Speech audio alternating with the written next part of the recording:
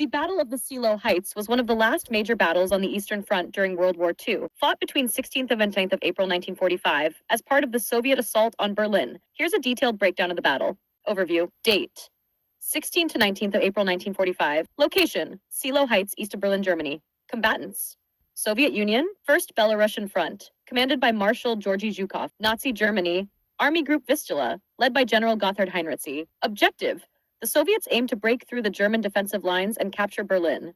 Geographical importance. Seelow Heights are a series of elevated terrain features, 50 meters high, overlooking the Oder River Valley, about 90 kilometers east of Berlin. The heights offered the Germans a strong defensive position to delay the Soviet advance toward Berlin. Forces involved. Soviet forces: around 1 million soldiers, over 3,000 tanks, about 20,000 artillery pieces, supported by the 1st Polish Army.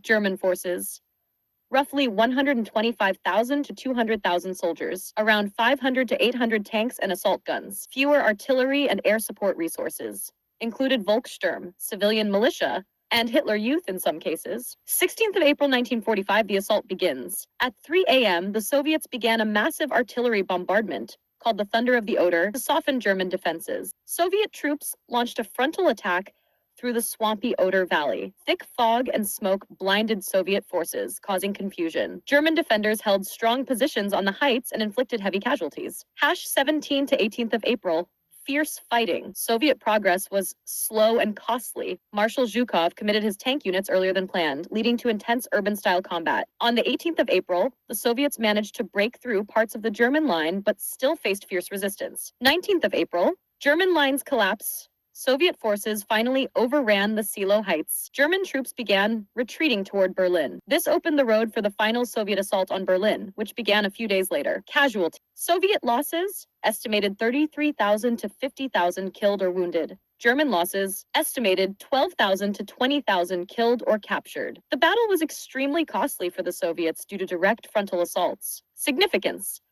the victory at Seelow Heights allowed the Red Army to encircle and besiege Berlin. It marked the beginning of the end for Nazi Germany, showed the brutality and desperation of the final weeks of World War II in Europe.